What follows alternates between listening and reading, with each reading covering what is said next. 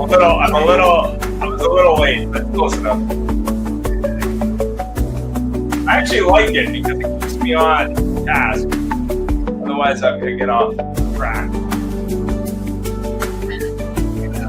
1 minute is usually gonna matter. Thank you for your help. No worries. Welcome to Lethal Sales Live for the weekly podcast for car people who played at WIN. Nope. There we go. Good evening. Good afternoon.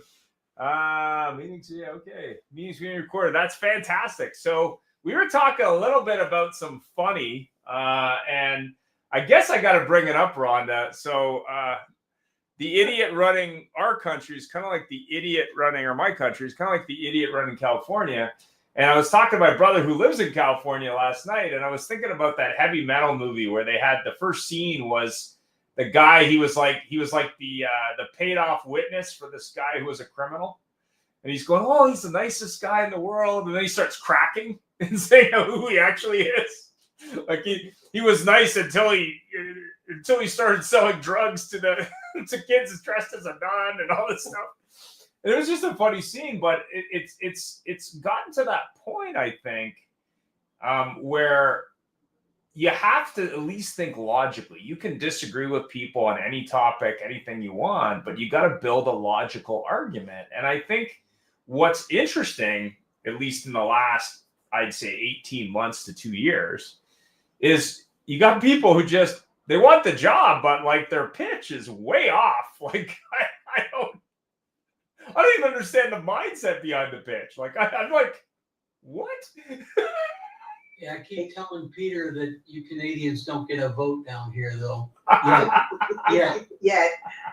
Until they become the 51st state. Wow, that was kind of interesting. So I got some news for you on that. So the premier of the province I live in, which is Alberta, or the governor if you're American, similar role.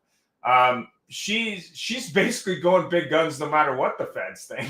So she's like, yeah, we're going to build pipelines. We're going to build nuclear. We're basically going to do whatever the hell we want.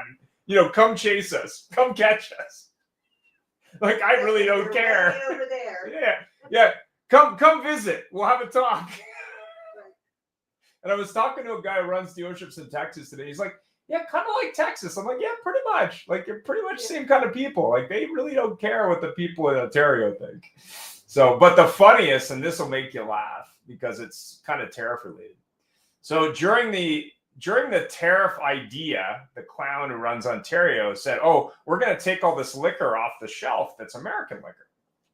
Right. So, but the crazy thing about it wasn't that. So they'd already paid for it. So they had this inventory that they're not selling, but they're storing it, which is fine. And then what happened was, well, what are we going to do with this liquor now that we've decided we're going to back down and we're going to start selling it again? And now it's like some of it's close to expiration.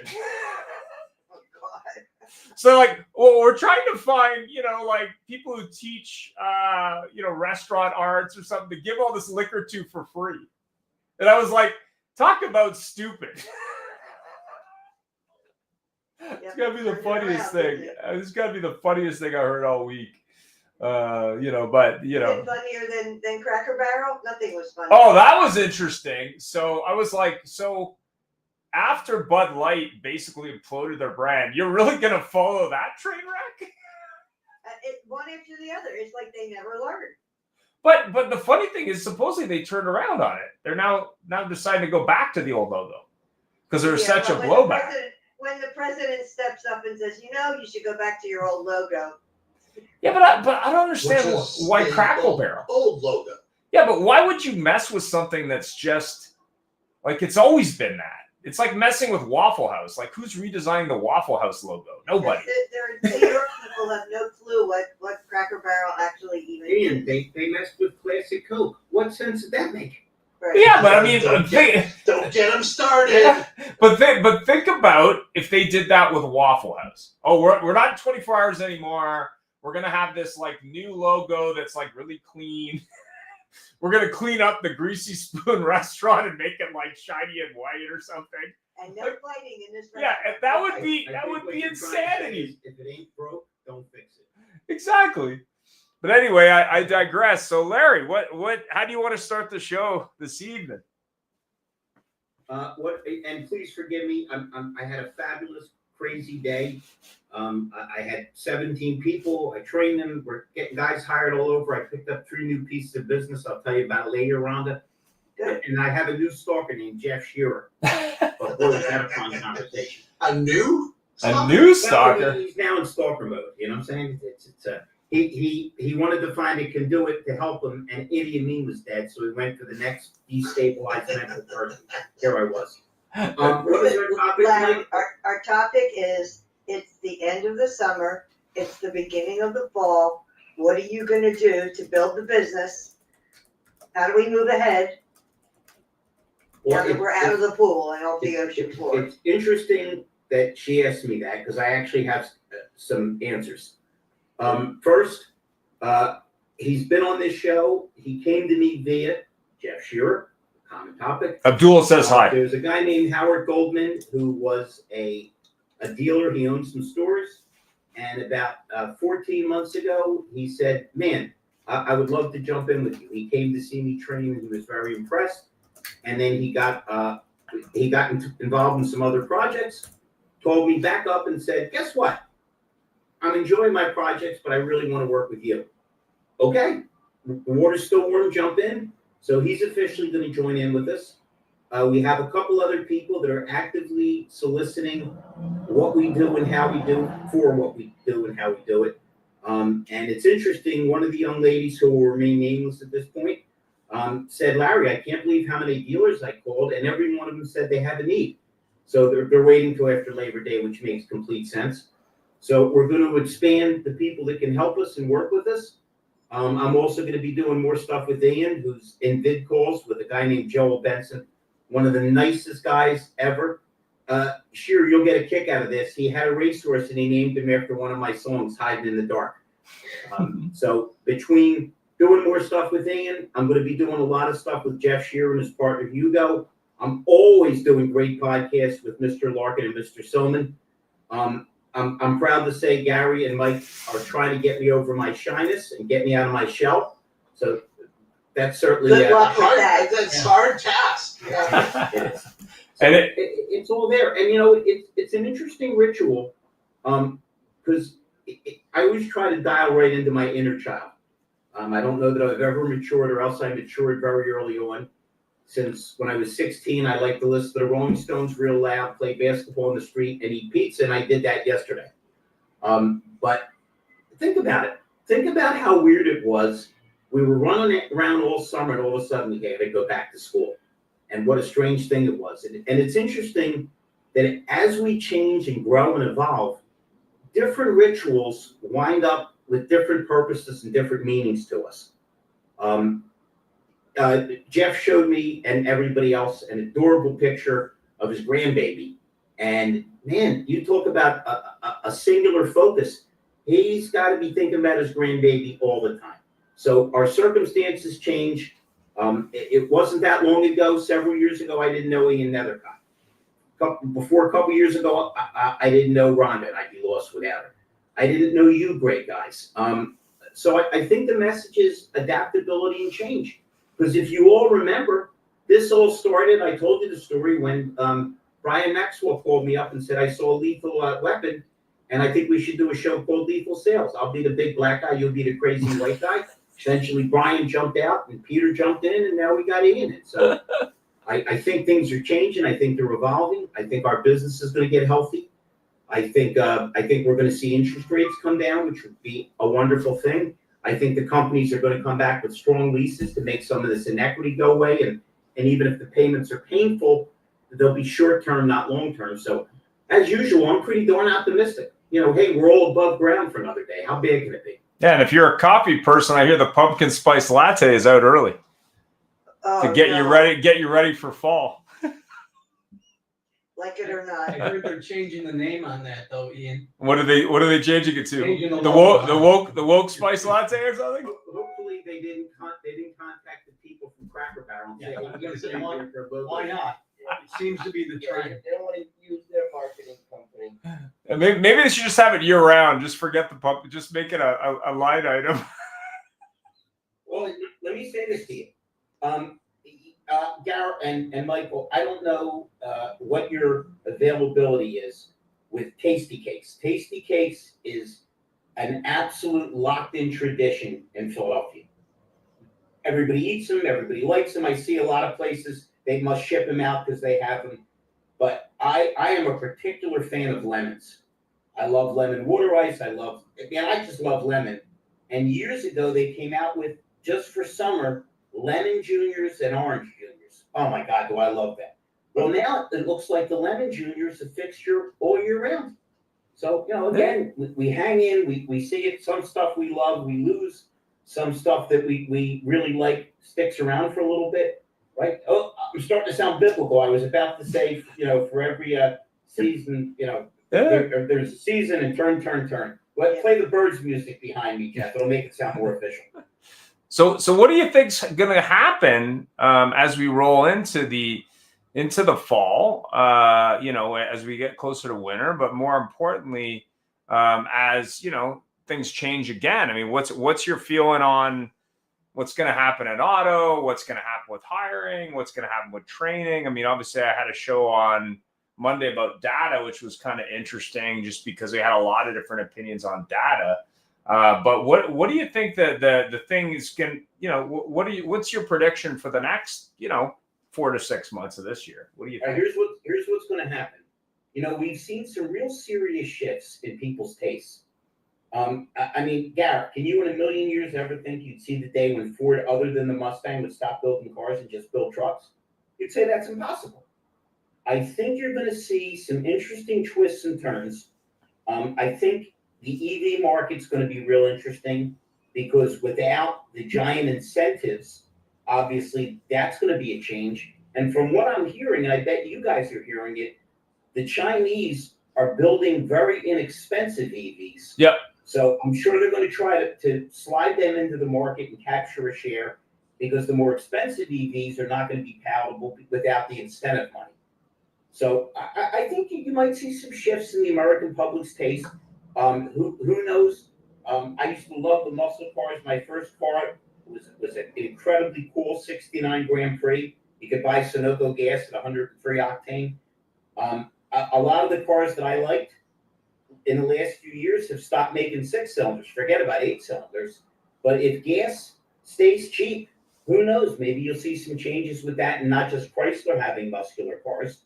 We got to keep our eye on the EVs coming, from China and other places that are inexpensive. But I think the most important thing is if the economy gets the interest rates under control and people are we all in agreement? The price of the car almost never matters. It's always what is the payment going to be. Yeah. And it's so difficult when you combine some of the overcharges on cars during the pandemic and then throw that in with high interest rates. I mean, I don't believe some of the payments people are choking on. Oh yeah. So I kind of see it coming back to a little bit more normalization. I really, at least maybe my sense of optimism is overwhelming my judgment, but I think we'll see things pull back a little bit in a good way. I think the payments will get more reasonable. I think the leases will come up and it eats some inequity. I want to jump in on that as well, Ian. Yeah. I needed a car over COVID. Yeah. I had a lease in Infinity, and the residual was out of control, and I gave that back. Yeah. And I had a Honda that we leased, that we bought, and we own that now because we bought out the lease, and it was great. Yeah. So now I'm coming up with, I need to get a new car in the next 5 months. So I did Ford's balloon note, their red carpet program, where you own the car. So I put it in my business name, and I got the EV credit of $7,500 4 years ago in my tax returns. So now I'm talking to my local Ford guy and trying to say, let's get out of it. Because I have a Mustang. I have a 4-year-old Mustang that lost its value from the beginning. And interesting vehicle. But now if I want to get out of that vehicle and get into another one, I can go right back into it. So what's interesting now is that we used to use balloon notes a lot. I worked for a Mitsubishi dealer, and we used to have a guaranteed residual. I see some of these hybrids, the manufacturers, the OEM. Ford is definitely watching all of these policies, all of these programs. And as much as, I love Ford, there's nothing I can't say, as much as the manufacturer does bad things to the dealers all the time, Ford's a staple. It's America. Yeah. It's a hometown family-owned dealer. So that dealer has to be around. And Ford, they're already starting to make that $25,000 electric pickup truck where they're gonna need to compete because, as Larry already said, Geely and BYD, the Chinese manufacturers, have been buying up brands, Volvo and things like that. Yep. And as much as everybody wants to keep the Chinese out, they're already intermingled with all of our manufacturing. Yeah. So what I see is going to play out, which is going to be, and everyone, this is not going political, but how they react to Trump's tariffs. And if they're all smart, they would just start to manufacture their vehicles in the United States and manufacture them in Alabama and all the places where they can get their tax breaks and they can do it. Because the auto industry is going to rebound. And I think with Trump at the helm, making things fair, well, Honda and Toyota, come on over, manufacture your things, but it's going to be an interesting market. And in the next 4 months, every day could be different. And that's where we are right now. I mean, this year, 2025, we haven't seen any stability yet, but we do see shifts. Yeah. We do see shifts in where they're trying to buy cars in the service lane. They're trying to do things. So innovation is really the new buzzword, I would say, that if you can find the right innovation that your customers want to use and that your people will actively use on a daily basis, that's your victory. And it seems like, stuff that Jeff's doing and all the things that, Mike and I are doing. I mean, look at, when I can create my own content and come up with AI to help me hone my own marketing skills and things like that I've learned within the last two or 3 years. I mean, some people take years and years of copying and cutting and learning.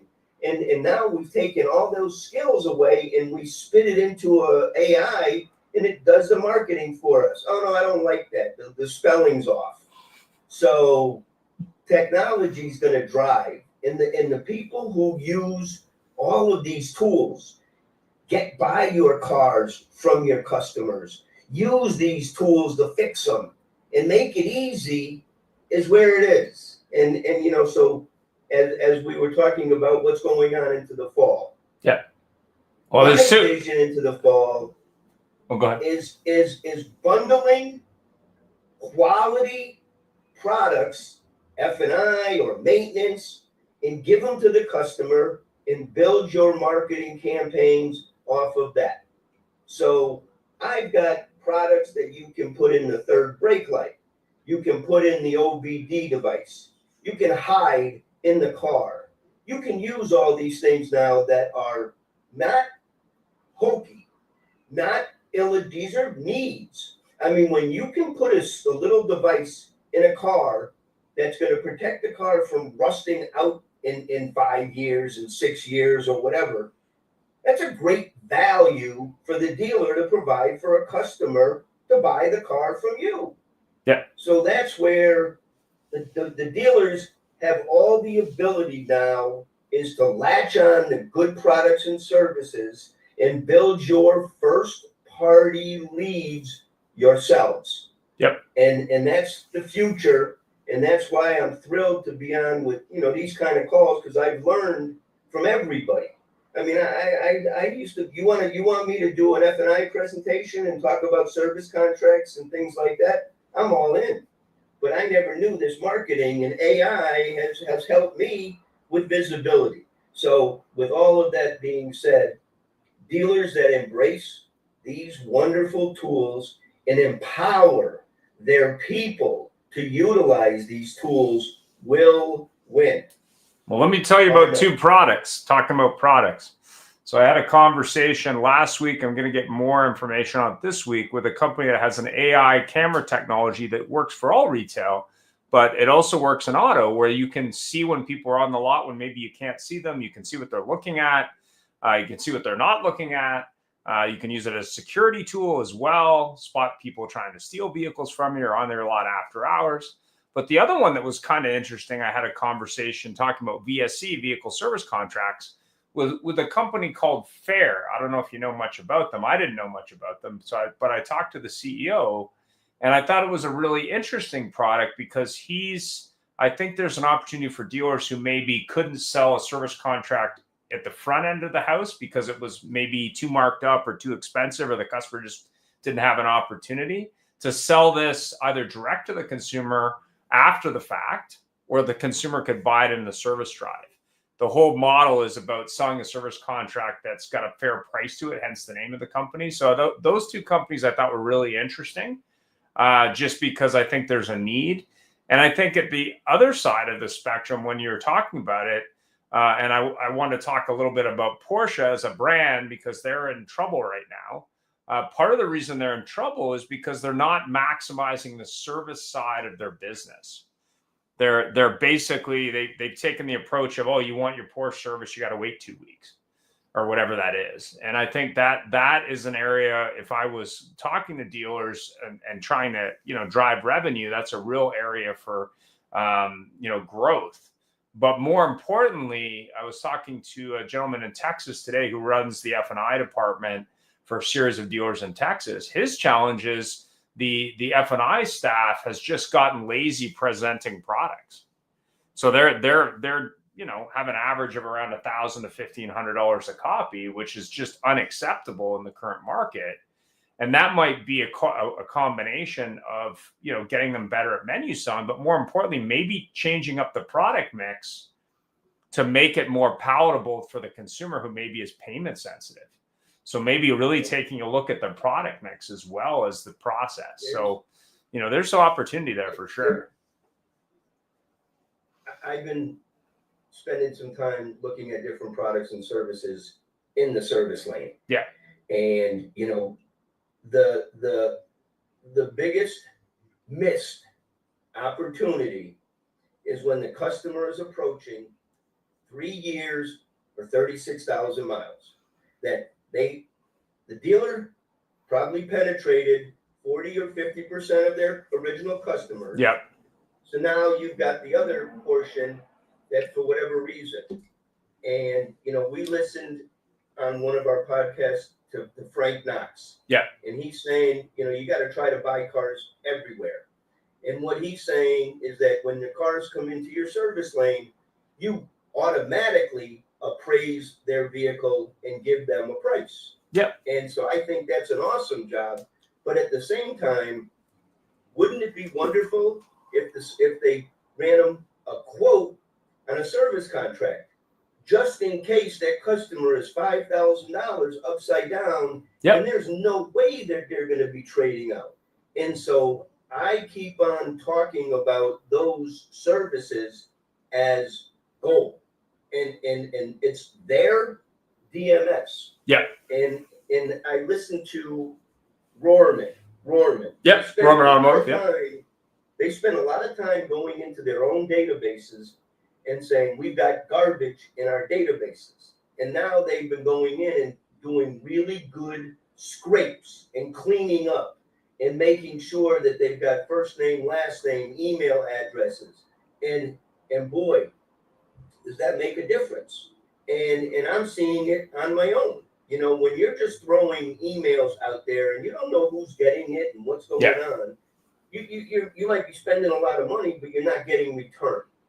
And so, we have, I'll put a plug in for our friend Russell Hill. I mean, he's in the service drive showing them what their missed opportunities are. So I would look at this fourth quarter, or the coming up at the end, is there's technology that makes life easier, that drives revenue. Got to be a little bit more listening and just not just focused on selling cars, because it's going to get cold and you need a plan for the winter, because it's going to be a cold winter and you just got to prepare. And also doing some deconstruction on, let's say it's PST. Let's say I sold 40% on the front, and I'm obviously trying to maximize that on the back end in service. Why didn't I sell it? Is it the product I'm selling? Is it the price point? Is it the offering? Is it that there isn't enough options for the customer? Is it affordability? Is there a way to really maximize that take rate on the back end of it? And I know in some dealerships, and I'm not saying this is yours, but I know in some dealerships, sometimes the service department fights with finance over who can sell it. And that's a mistake too. It's a question that they all should be pointed in the right direction to sell as many of those products as possible, especially when you're looking at car ownership terms being longer than ever. So I think that's definitely a great conversation. It's endless. Yeah. There's technology.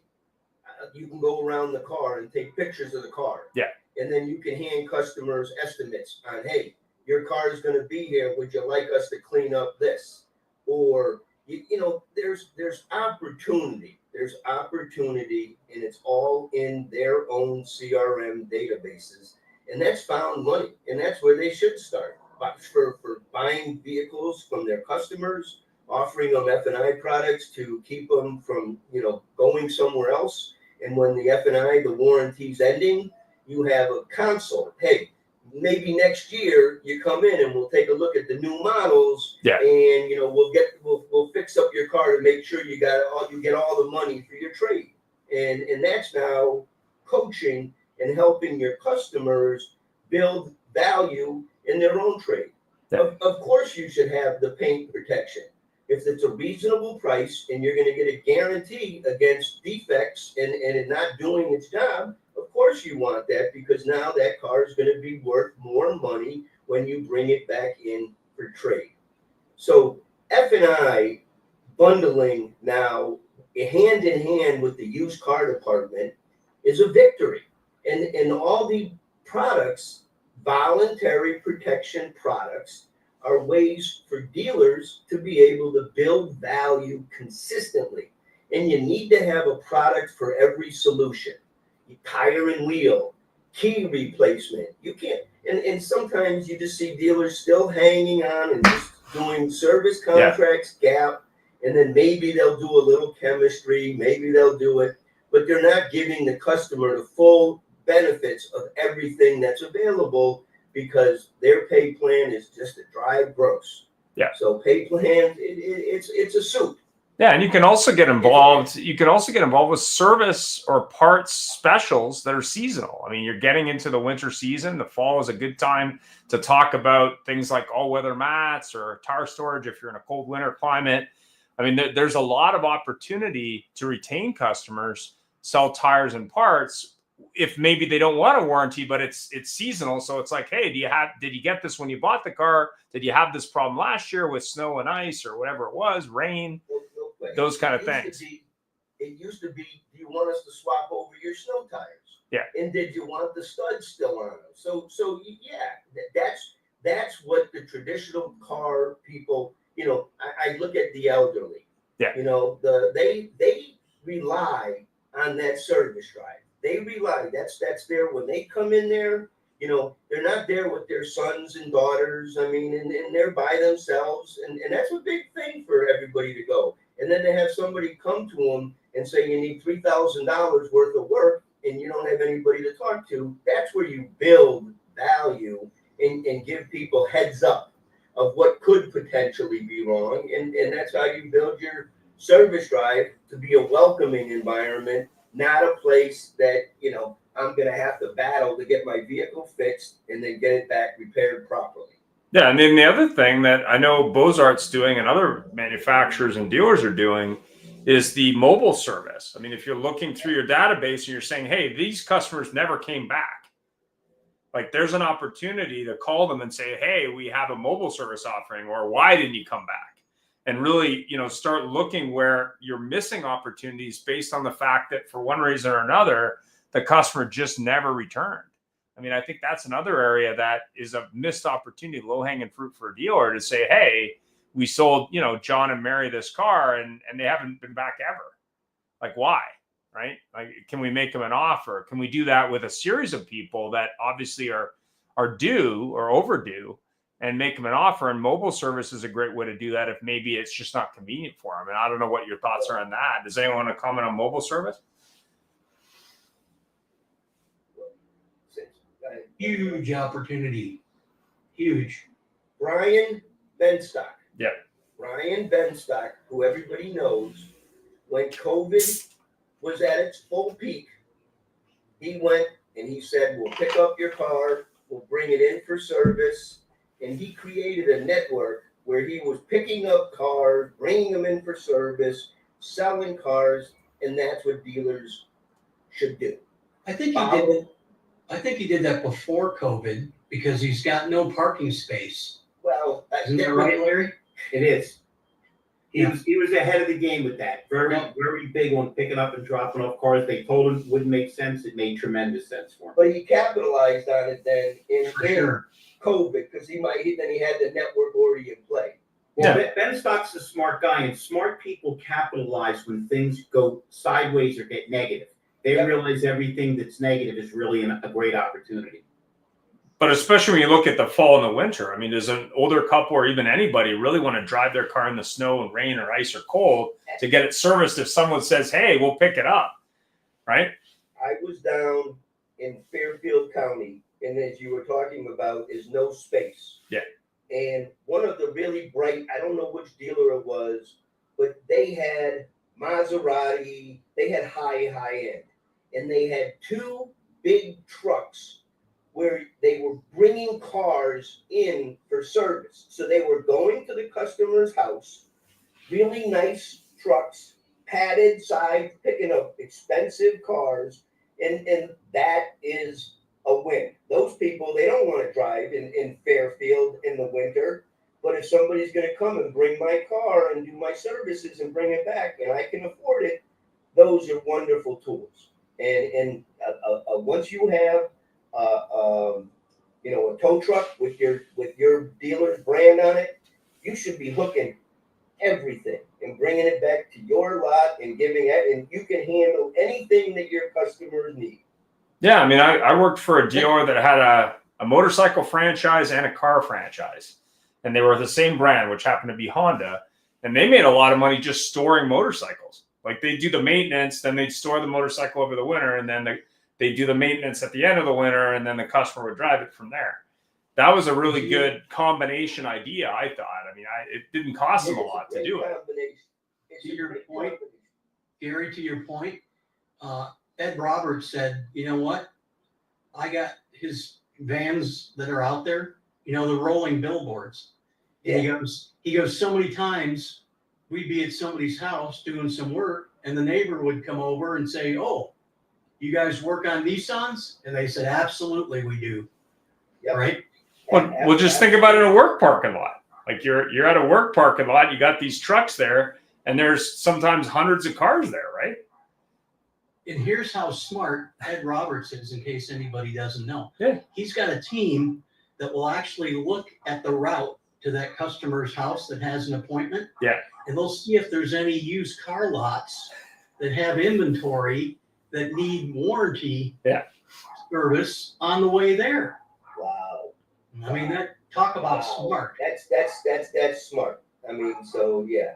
And then those tow trucks become mobile inventory. They're picking up cars. It's the dealer. There's been plenty of dealers that have that good old American ingenuity, and they figure it out. And you see the ones that are figuring it out, and they're working and they're acquiring cars and they're doing all the things, and they're on podcasts and they're promoting their people. And then the other ones, they're not. So I don't know how they're going to survive going into a cold winter. Got a comment from Mandy. Look at this beautiful group of people. Hi, Mandy. What's your opinion, Ron? I mean, do you like servicing your car in the wintertime? I don't like servicing my car. So what you're saying is if someone was going to call you and pick it up, that'd be something that'd be appealing to you, especially in the wintertime. Up until not too long ago, my mechanic lived around the corner from me. And this is how we operated. I would drop my car off the night before he took it in his parking lot and walk back home. It's 2 blocks. And when he was done, whether it was noon or 7 o'clock, he'd bring my car back and leave it in my parking lot, and he'd walk home, pick up his check, and walk home. It was the best relationship ever. Yeah. And then he retired. Yeah, I mean, I think that's a great saving. So if you had someone in your neighborhood that opened up another place near you, that'd be something you'd look at now if there was another opportunity. Well, yeah, and before him, I did take it to a local guy, but it wasn't really walking distance. It's a little too residential here to open up a shop, But this was the best relationship ever, and he was my neighbor, he was my friend, he wasn't going to rip me off, so even better, right? Yeah, but now I take it to the dealer. I have to take an Uber back, and I'm not particularly happy with the dealer. So what feedback would you give for the dealer that maybe would fix that? I mean, what don't you like? Okay, so the last time I was there, and really the only reason I went to the dealer was I needed a repair that only they could do. Something really stupid. A little branch hit the plastic on my back light. Okay. Not the plastic, not the light. Apparently, I took it to a body shop, the best one in the neighborhood, and he says, "I'm sorry, you got to take it to the dealer because they have to calibrate this thing." Yeah. So it was a $550 repair. It was ridiculous. Anyway, but I took it there, and he goes, "Oh, well, you need brakes, you need pads, you need this, that, and the other." It was almost a $2,000 job. And at the end, I'm looking at his estimate. He says to me, and I said to him, "You forgot to add on the back wiper needed replacing to get this thing." $80 more. Wait, it wasn't not funny. He goes, "Oh, yeah, I forgot to add it." I said, "Why don't you throw it in?" And what did you say? I get the bill. They billed me for it. The one thing I probably could do on this car, I don't have to get a ladder. It's this big. I can probably change it myself. It was like $20, $30 for a $5 part from Amazon. Yeah, pick your battles. Yeah, it's like. Talk about winning over a customer. I mean, how stupid is that, right? That's unbelievable. I mean, for all your aggravation, they should have done at least something. I don't know. I guess because I'm a girl and they figured they could get away with it. I don't know. But, he says, "You're going to leave us a review." I guess you don't want me to. Yeah, well, that review after all of it. Yeah, that's the crazy thing is you got that service level, obviously. You have, obviously, they didn't give you some TLC there in terms of maybe giving you a discount or throwing in that. Thank you for the business. I mean, do something, right? It was a stupid part that it was, I forgot to put it in the estimate. I know how much those things cost. Yeah. If I can't do it, I can take it to my brother and he can do it. Yeah. But I could have done that. Right. We need to remember to always treat customers in a way that they want to come back and that they're happy with us. Yeah. The crazy thing is, we for small amounts of money, we give up big amounts of money because customer retention and repeat referral is the meat of every business. And to instead of looking for new customers, keep the customers you have happy. In your case, it really wasn't complicated. And the sad thing is, it's an inverse proportion because when you do something small like that, it leaves such a negative impression. You think, man, for that little amount of money, it's the old reverse of never steal anything small. Why irritate somebody for something that's of that little cost? Yeah, and he said to me, "I'll ask my manager." You have to ask your manager, the service guy. Yeah, empower your people to do something for the customer. I mean, it was funny. I had to get a recall done. I was doing an oil change, and I guess there were 2 different types of windshield wipers because I do my wipers usually annually, but it depends. And he's like, well, these ones are more than those ones. I'm like, yeah, but are they better than those ones? He's like, yeah. I'm like, okay, well then, you got to, if you want to sell something that's like a couple dollars more, and we're emphasizing a couple dollars, you should at least know the difference. Right.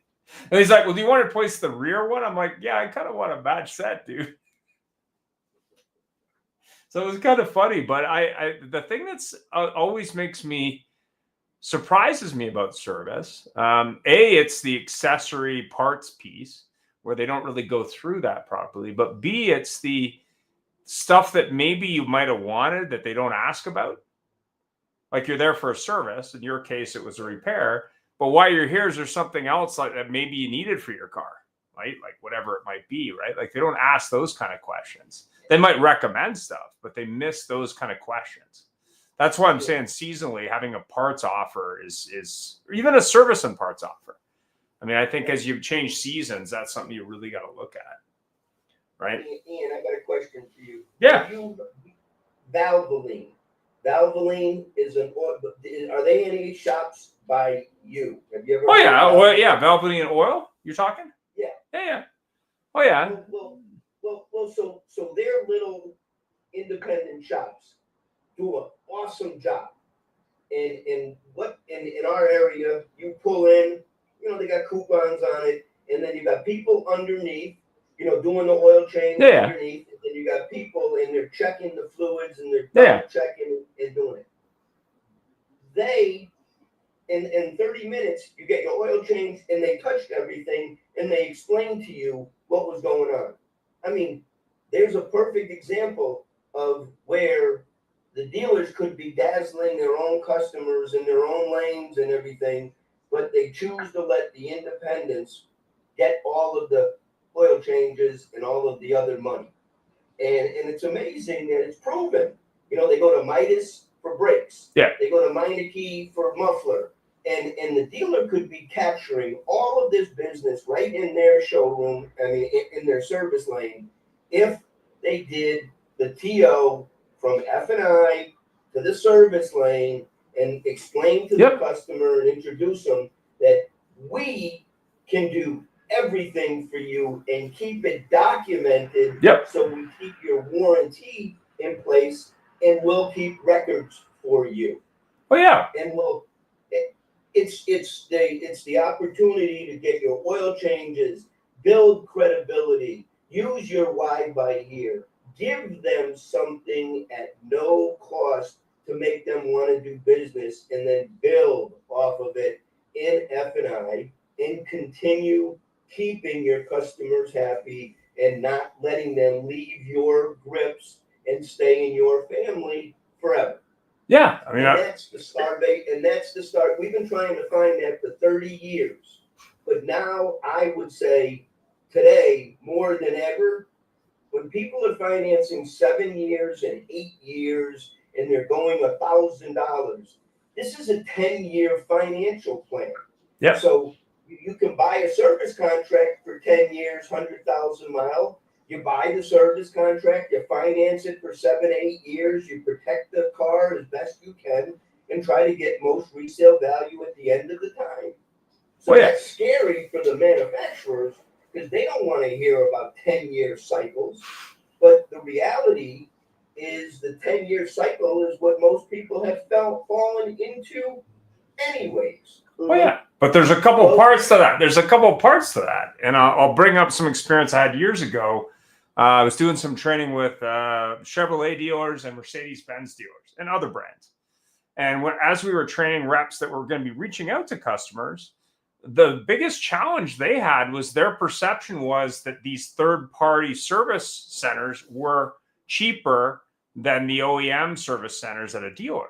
And there's a great exercise you can do if you're ever training BDC reps or service writers, is that they're convinced that customers are getting the service for less at a third party. And actually, to your point, and from various times doing these phone calls publicly and actually calling and having people listen to it in a boardroom environment, virtually every single time the third party was actually more money than servicing at the selling dealer. And there's a couple of reasons. Number one, they present everything because that's their only source of revenue. Number two, they have to be making more money because they have an overhead cost. Whereas the dealer, that's one of their businesses. But the first step to solving that problem is going, hey, if I can go to Jiffy Lube or Minute Lube or Valvoline or whatever the place is, and I can get better service than at your dealership, and they make more money, what does that tell you about what you're doing, or more importantly, not doing? You're really not asking the questions, right? You didn't say Waffle House, Ian. Yeah, Waffle House. Yeah, well, I mean, I'm sure there's some that are close to Waffle House. Yeah, 24/7. But also it illustrates some points. So I had an experience that was really funny. I was calling Walmart for service. So I was trying to get service. I think it was a Chevy Cruze. And I was trying to, make sure, like, I was playing a dumb customer. Yeah, I have the Chevy Cruze and I need oil. And it's, I don't know what kind of oil. What do you recommend? They go, it's regular oil. Well, I talked to some other guys and it was synthetic. Well, we don't sell that in the service department, but you can buy that in the store. What does that cost? Well, it depends on the shop time. And like the guy I was talking to had no idea. So I said, so do you rent the lift? And so, in some cases, the service level is not good. So that's also a good exercise. But I always use the example of a dealer. So he happened to own an Audi store as one of his stores. And he wasn't happy with the service revenue per customer at the Audi store. So he said, I'm going to take my Audi to Jiffy Lube, and I'm gonna buy whatever they try and sell me. Like whatever they pitch, I'm gonna buy it. And then I'm gonna come back with the bill. And it was something like a $5,000 bill for the service on this car at Jiffy Lube. But it was hilarious though, because And that guy now has a new job. He's now the logo designer of Cracker Barrel. exactly. Like it was just funny. But I mean, when I sold cars, I'd always research people that sold against me, sold other brands. I think as a service writer, you owe it to yourself to go service your personal car at a third party. See what the experience is, good, bad, and the ugly. Learn from it. Apply that. An oil change somewhere else ain't going to ruin your car, but it might teach you a few things about how they deal with customers, right? They don't know who you are. So I think a lot of it is just taking it upon yourself to get better at what you do. And I think in a lot of cases, having trained service writers, sometimes they're not as money motivated as car salespeople. Sometimes they're more service oriented. And that's something that can be trained into them. But in a lot of cases, they're just trying to be of service. They're so busy pulling their hair out trying to get something fixed that they're not focused on the finer details. And I think that's something they can learn. Absolutely. Right? Last night, I had the privilege, and he's not here tonight, of dining with our favorite SNL host, Sunday Night Live. Yeah. Paul Meyer. Yeah. We went down to, and it was last minute for him and last minute for me. Yeah. Planning on this. Yeah. And I was like rushing down to New Haven. We met up with Riley Sorens, and she's all around Connecticut this week. And we had great pizza down there. Yeah. I've never had New Haven pizza. I've had Hartford pizza. Yeah. So anyway, we talked about, and I asked, who knew? But I asked him point blank, Paul, where's the gold? Where is the gold in the car market? Yeah. And he looked at me and goes, look, you can filter out your CRM and find all the people in your market who are your customers, who are influencers.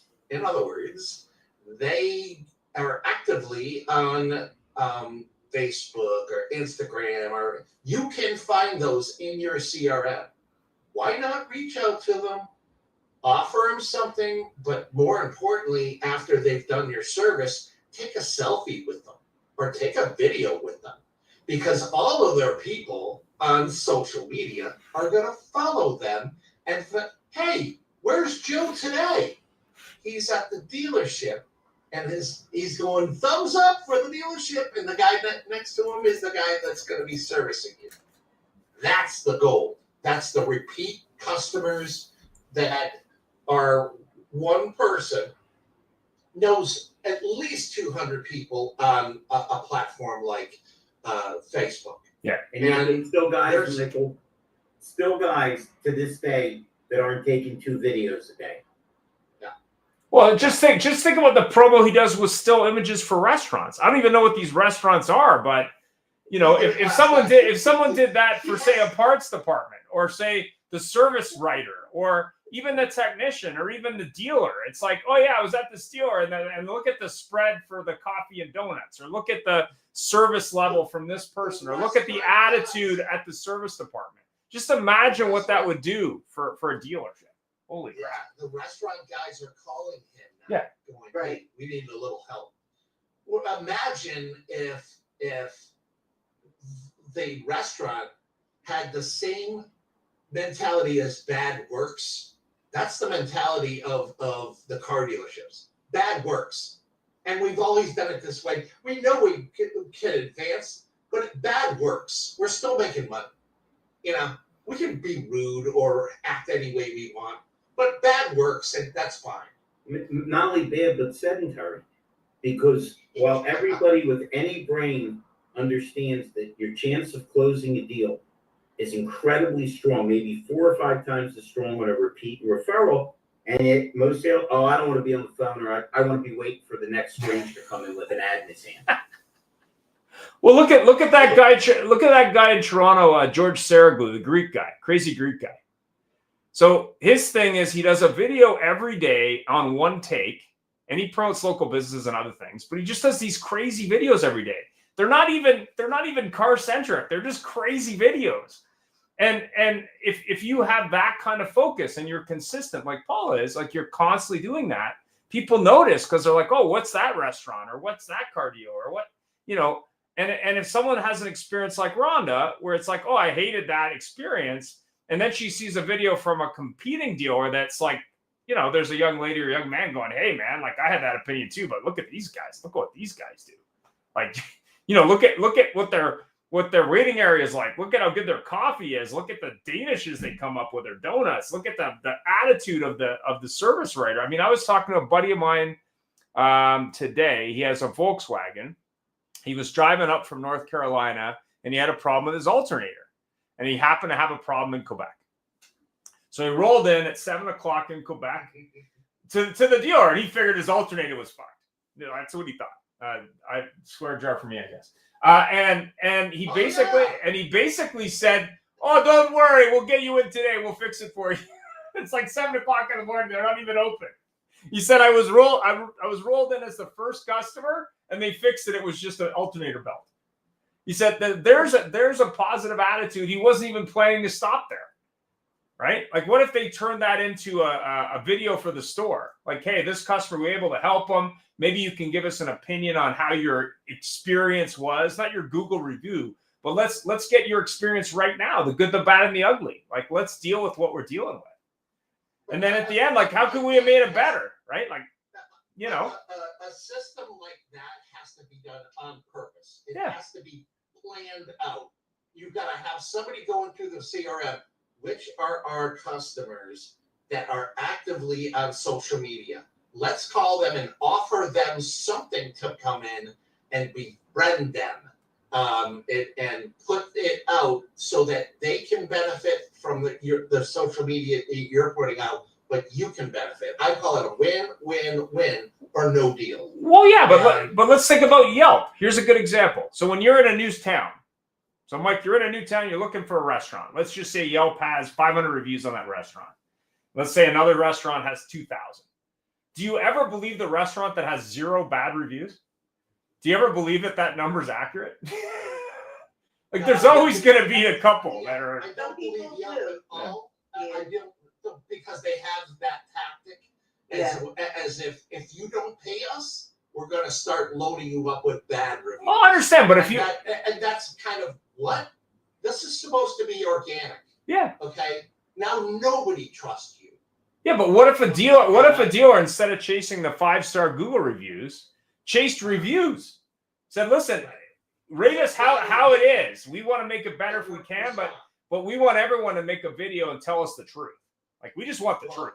I'll tell you one thing. Last year, give credit to Peter. He put me onto a huge database. Yeah. I could look it up online, and 17,000 rooftops in the U.S. Yeah. All take in Google reviews. Yeah. 13,000 do not respond anything. That's A the good problem. review, they don't Wow. say, hey, thank Thank you. you. Yeah. Or a bad review, hey, you know what? We dropped the ball. We're sorry. Yeah. But they don't say anything. Right. And that's costing them 30 to 35% revenue. Wow. And they don't get it. That's the way we've always done it. We don't respond to reviews. Bad works, unfortunately. Yeah. Yeah. Let me throw this in. When the FTC was trying to come up with the cars rule and all of this, and everybody panicking, and this isn't going to come and that's not going to come. Well, there are laws on the books right now that dealers need to have a complaint place that is on their websites, and consumers can come and complain about service and about sales. And, you know, when they were negotiating this, the FTC over COVID just came up with this ungodly amount of numbers of complaints Oh yeah. of consumers that were being cheated and lied to and stuffed. Yeah. And so now, you know, on top of all of the other FTC requirements that most dealers poo-poo, this is now mandatory. You have to have it. And when the CFPB, and I know they're clipped a little bit, but at the end of the day, the FTC or the feds have access to that database, and they expect access to that database because that's the biggest problem that they saw, is that dealers neglected complaints and never got back, never handled, you know, whether it's recall, whether it was I mean, the list is endless. Yeah. So that if dealers are building their websites and their funnels and all of their wonderful things, excellent. Make sure you have some compliance pieces to handle these important tasks, because there's plenty that are available. They just need to be utilized, and somebody needs to be in charge. Yeah, like what if a service manager or sales manager went after those negative reviews and did a few a day and just said, listen, sorry if someone hasn't gotten back to you. Can we help you out? Like there's something we can do to make it up to you, right? 50% would come back. Yeah. I would say more than 50% would come back if they got a phone call from a general manager, the owner, or a service manager saying, hey, I heard that we screwed up and we really want to win your business back. And I went through all the notes and, you know, you were absolutely right. Now I apologize. And what do we need to do? That would load their service departments back quicker than anybody would want to see, because that would get on Facebook. Yeah. And they would say, oh my God, can you imagine the dealer calling me and actually wanting to help? Yeah, I mean, that's what dealerships were back in the day. I mean, it was a family business that was a small business that was local community driven. And you survived or died on, you know, someone coming and returning to the store, right? Today, it's like, well, we're still making money, but what are you losing? Yeah. That's the question. Yeah, but you would be curious to see what the OEM's data is saying, you know, where they're getting their market share. The market share is saturated now because we got so many other manufacturers now, and that's some of the problem, that we've got way too many manufacturers and they're all competing for the same business. Oh yeah. Even more reason to stand out. It is the local hometown dealers that are winning the customer back, that are giving good service and being transparent and proving that they're transparent, not just that they put on a new suit and that they're doing it every day. 100%. Well, we're out of time. Shocking. We got 2 minutes. Any final thoughts? Sure, it's 2 minutes, Ian. I think it's 2 minutes. Yeah, okay. Yeah, 1 minute? 1 minute. Yeah, okay, school supplies. School supplies? Yeah, this time of year you buy school supplies and you feel like everything's new and you're starting fresh, and it's a great feeling. Yeah, so maybe you give them some school supplies as part of the deal. Yeah, right. We got this coupon for a discount at Staples or wherever you buy your school supplies if you come in and service your car. Well, you give them a backpack with the Yeah. the logo Yeah. of the dealership right on the back, so now you Right. got even more publicity. And fill it up with pencils. Yeah. Yeah. Dick markers. Yeah. Larry, any final thoughts? No. On just, school I'm supplies? excited- I'm excited for the end of summer. I'm excited for the beginning of fall. And I think it's going to be an interesting September, October, November, and December. And One public service announcement, Friday, 3:00 Eastern Standard Time. We're going to have the Big Idea podcast, and we're going to have Katie Lemp here. She is a great vendor in the car. She's a Martel partner. And she's got some dynamite stuff. And I She think says she's working some nervous. things- I She think said she's working- nervous, though. I think she's working on some things to help veterans. Yes, Good for her. And, Good for her. and service dogs. And if you have time on your hands on Labor Day, we're doing the month end podcast on Monday. Yeah, I'll be on that. And I'll be home tomorrow night. Have yourself a great rest of your week. Have a enjoy safe the holiday long weekend. Yep. Yep. It's been a slice. Yeah.